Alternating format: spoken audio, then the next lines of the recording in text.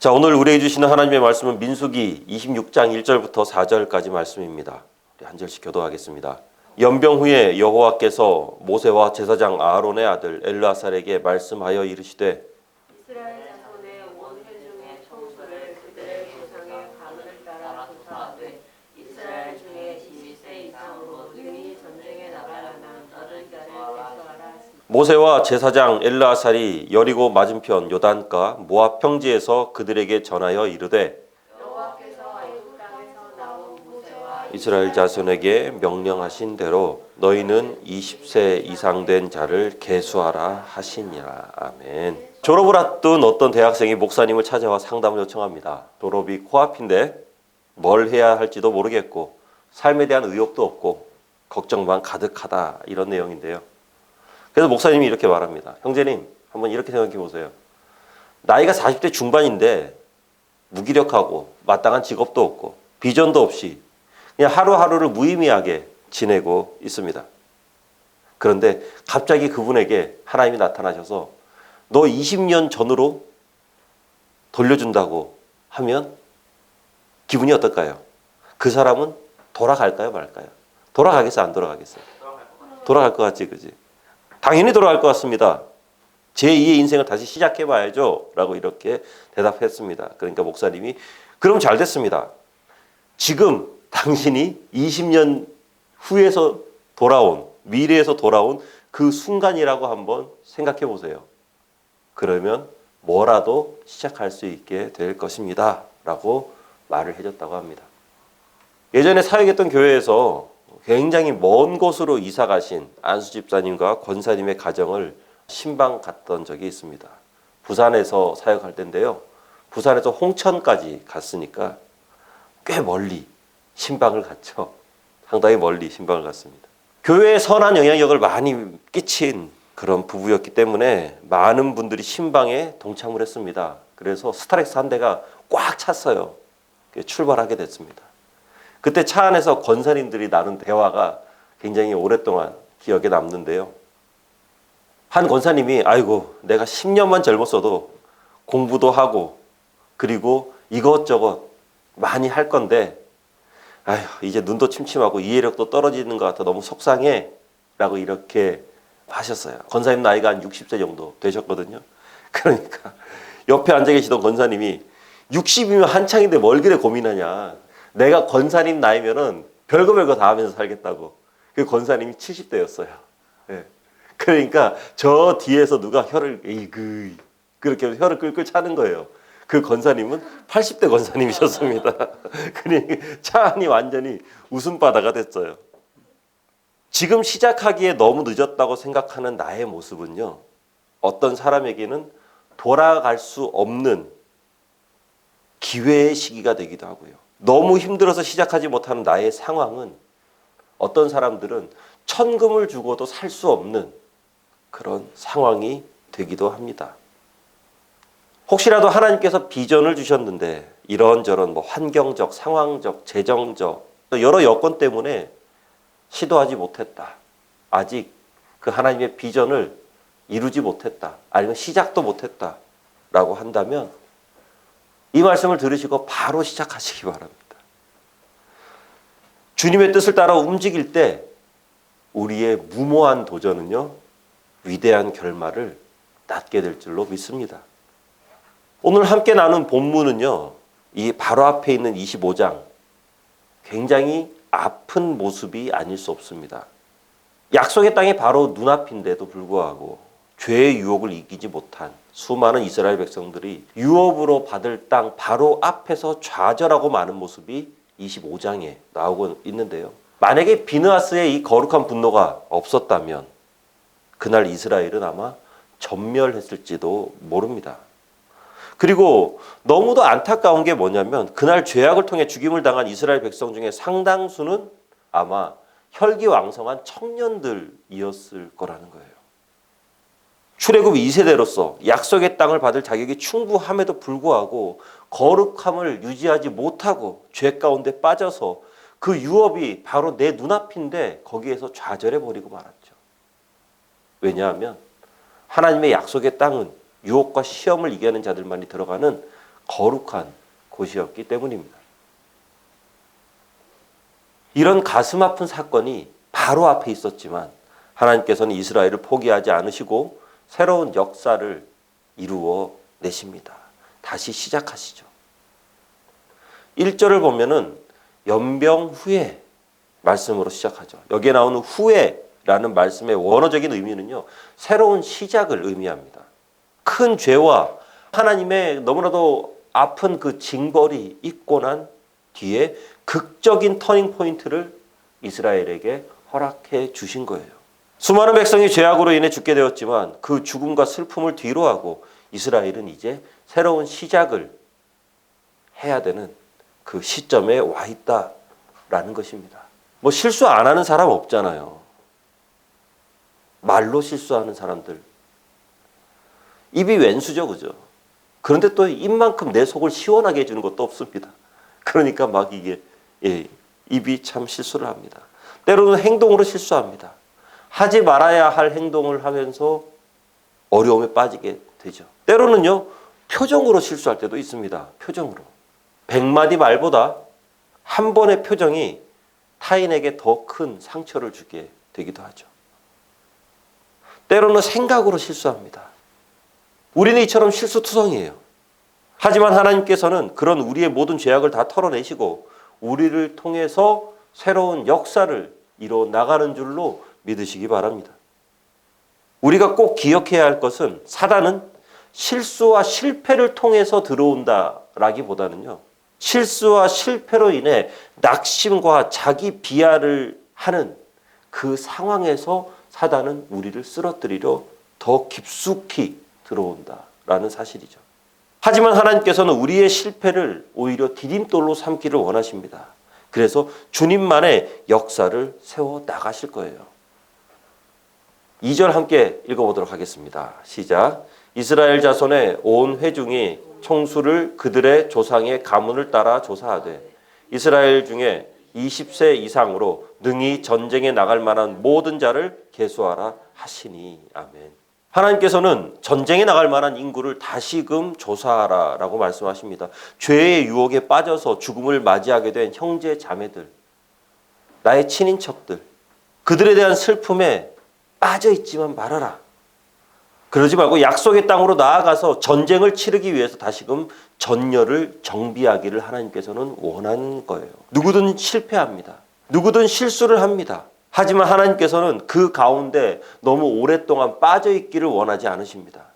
툴툴 털고 일어나서 하나님의 역사를 써 내려가도록 다시금 앞으로 전진하기를 하나님은 원하고 계시는 거죠. 아픈 과거는 누구나 갖고 있습니다. 그리고 그 과거는요, 이상하게 껌딱지처럼 우리의 마음 어딘가에 딱 늘러붙어 있어요. 그래서 일어나려는 우리의 마음을 다시금 막 주저앉히는, 돌이키기 싫은 과거의 모습에 우리가 만약에 매여 있다면 우리는 미래를 향해서 나아갈 수 없습니다. 민수기는요, 전진하는 책이에요. 나아가는 책이에요. 회개하고 대가를 지불하고 고치면 됩니다. 그러면 하나님의 은혜는 우리에게 다시금 전진할 수 있는 힘을 주시거든요. 이렇게 하나님께서는 전열을 정비하면서 인구조사를 시키시죠. 이것이 두 번째 인구조사인데요. 첫 번째 인구조사는 출애굽을 한 지 얼마 안 됐을 때 시내산 앞에서 가나안 땅으로 전진해 나가는 행군을 시작하기 바로 직전에 한번 했었습니다. 그리고 약속의 땅으로 전진했지만 가데스 바네아에서 반역 사건이 일어나죠. 그리고 광야로 다시 돌아가게 되었고, 그때부터 오늘 본문 말씀이 있기까지 그 광야 생활이 38년입니다. 유랑하는 민족으로 38년을 살았습니다. 그래서 불순종했던 출애굽 1세대들은 다 죽었고, 여호수아와 갈렙을 제외한 모두 이들은 다 죽었고, 출애굽 2세대가 일어서서 약속의 땅으로 진군하에 들어가기 전에 다시 한 번 더 인구 조사를 실시하게 된 것이죠. 민수기 전진하는 책이라 그랬잖아요.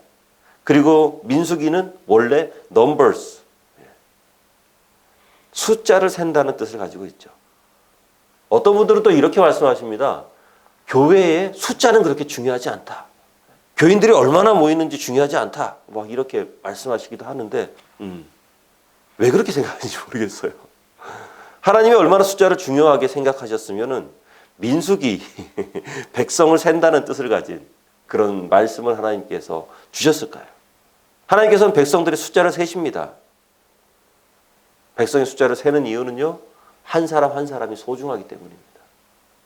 체크해 주시는 거죠. 깨물어서 안 아픈 손가락 없듯이 우리 한 사람 한 사람은 하나님께서 너무나도 귀하게 여기는 하나님의 백성들이고 자녀들이에요. 하나님께서는 특별히 영적 지도자들에게 양떼를 맡기시면서 그냥 맡기지 않으십니다. 하나님께서는 다 돌아보기를 원하십니다. 다 세기를 원하십니다. 세세한 부분까지. 오늘 본문 말씀 이후의 말씀들을 보면은 본격적인 인구조사가 이루어지는데요. 잘 보면은 단순하게 숫자만 세고 있지는 않습니다. 어떤 가문에는 딸만 있고, 어떤 가문은 어떤 죄로 인해서 어려움을 겪었고, 어떤 가문은 비록 과거에는 죄를 지었지만 어떻게 해서 지금 회개하고 다시 일어서게 됐는지, 이런 세세한 내용들이 민수기에 기록되어 있거든요. 단순히 숫자만 세고 있지 않는다는 거예요.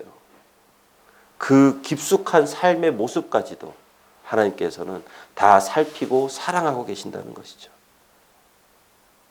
가끔씩 교회에서 이렇게 결석하신 분들, 안 나오시는 분들에게 전화를 합니다. 전화하는 이유는요, 별게 없어요.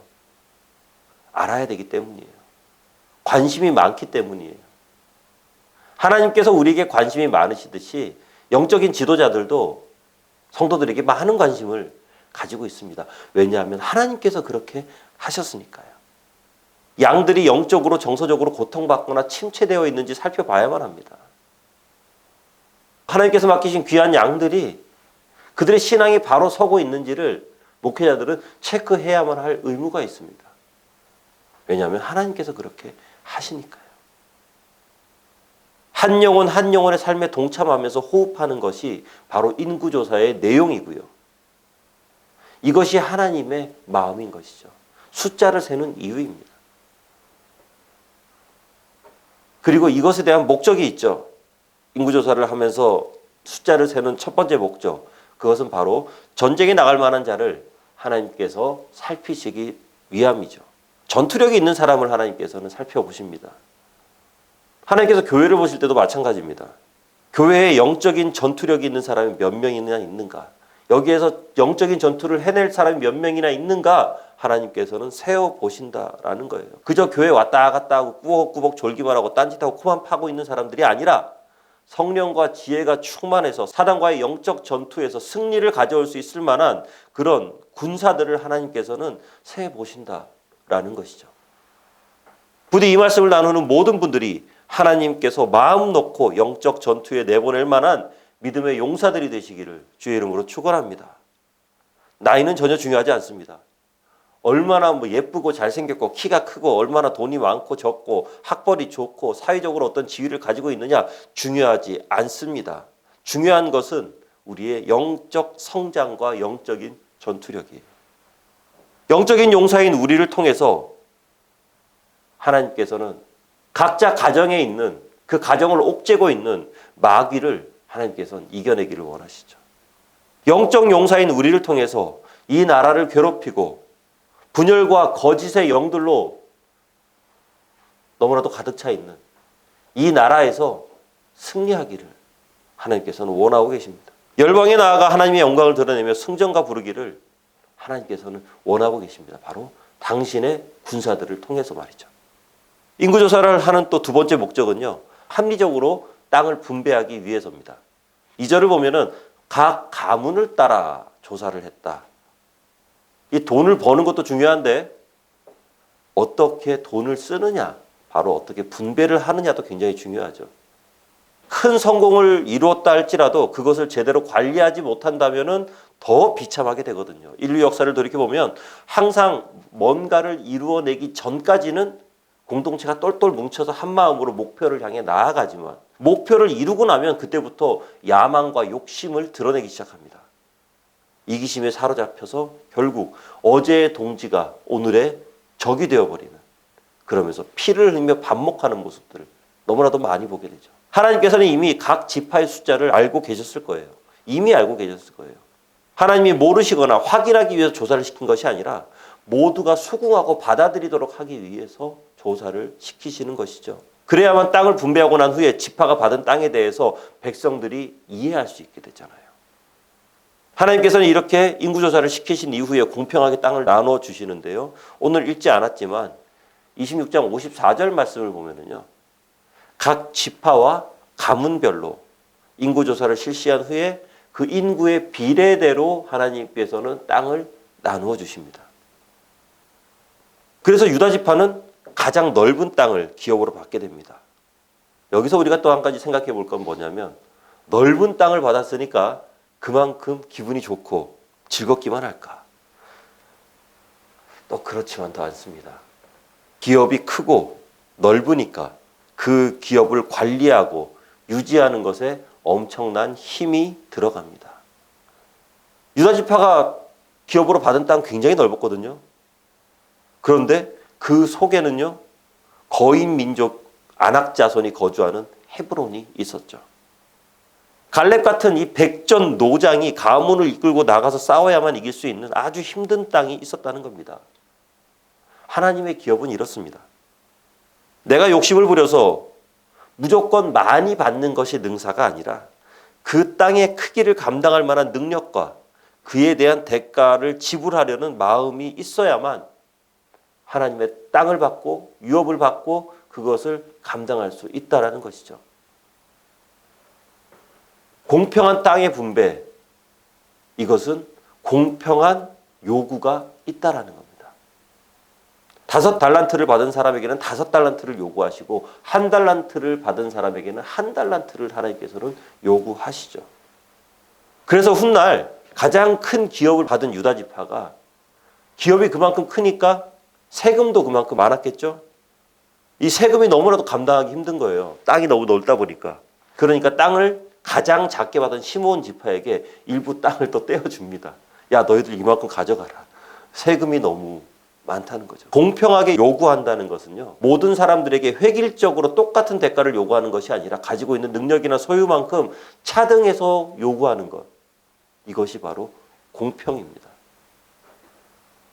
내가 받은 것이 작다고 불평할 필요가 없는 것이죠. 그리고 많다고 자랑할 것도 없는 거예요. 하나님께서는 그만큼 요구하십니다. 하나님께서 나에게 1달란트 맡겼으면 1달란트 남기면 되니까 얼마나 좋습니까? 만약에 1달란트를 맡겼는데 여러분들께서 2-3달란트를 만약에 남겼다. 하나님 입장에서는요, 최고의 일꾼인 셈이죠. 그런데 10달란트 맡긴 사람이 10달란트를 남기지 못하고 2-3달란트를 남겼다. 그렇다면은 아마 나중에 좀 곤란하지 않겠습니까? 부디 하나님께서 여러분들에게 맡기신 것들, 그 이상의 것들을 하나님께 남기어서 충성된 종으로 칭찬받는 우리 모두가 되기를 간절히 소망합니다. 이처럼 하나님께서는 공평하게 땅을 분배했지만 하나님의 분배 원칙에는 하나님의 주권적인 역사가 숨어 들어가 있었습니다. 55절과 56절을 보면은 이 제비를 뽑아서 분배할 것을 말씀하시죠.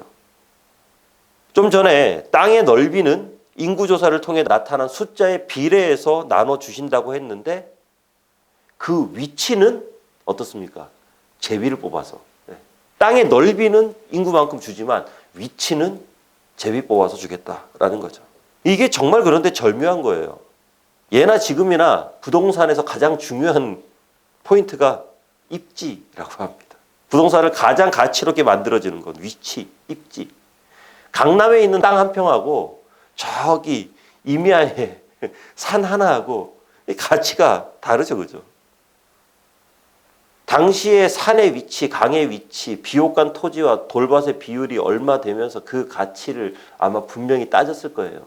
그리고 거기 주변에 어떤 민족들이 살고 그리고 거기에 사는 사람들이 어떻고 우리가 어떤 사람들과 싸워야 되고 이런 것에 의해서 아마 굉장히 많은 신경전이 벌어질 만도 했겠죠. 아마 이스라엘 백성들 안에서 회의하면서 너희들끼리 나눠봐라 이렇게 했으면은 100% 확률로 이스라엘 안에서 먼저 전쟁 났을 겁니다.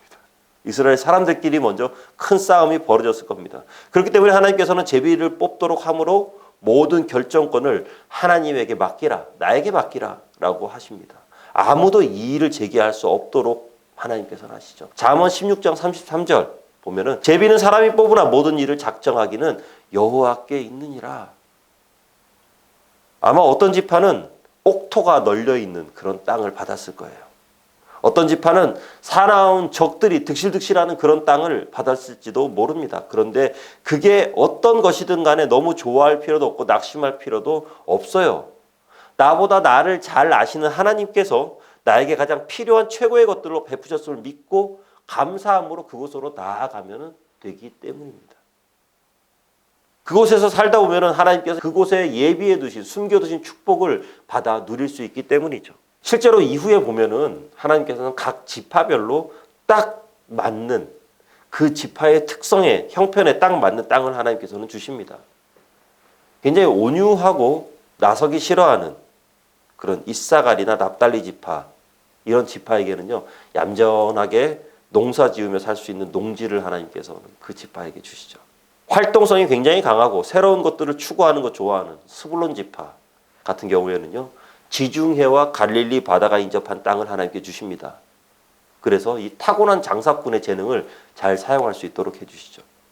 굉장히 용맹하고 호전적이고 적을 두려워하지 않는 단 지파. 이 단 지파는요, 블레셋과 국경을 맞닿은 곳에 살게 하면서 이스라엘 전체를 보호할 수 있도록 하나님께서 또 그렇게 배치를 하십니다. 아마 단 지파같이 막강한 군사력을 가진 이런 지파가 아니라 온유한 납달리 지파가 그 땅을 배정받았다면 아마 국경이 매일같이 뻥뻥 뚫렸을 거예요. 이처럼 하나님의 은혜는 획일형이 아니라 맞춤형이라는 것이죠. 우리 역시 마찬가지입니다.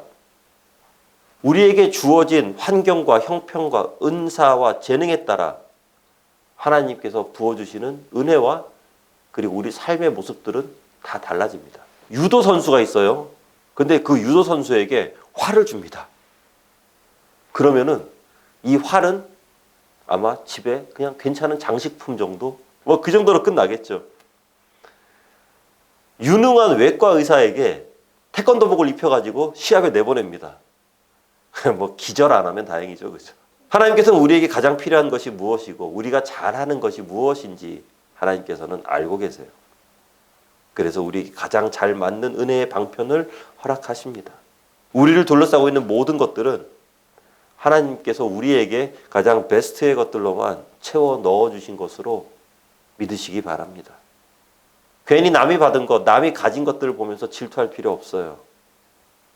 아유, 막 이런 말 하는 사람 있습니다. 아유, 누구는 서방을 잘 만나서. 그리고 남자들끼리 하는 말이 있습니다.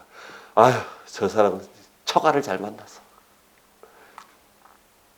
이런 말 할 필요 전혀 없어요.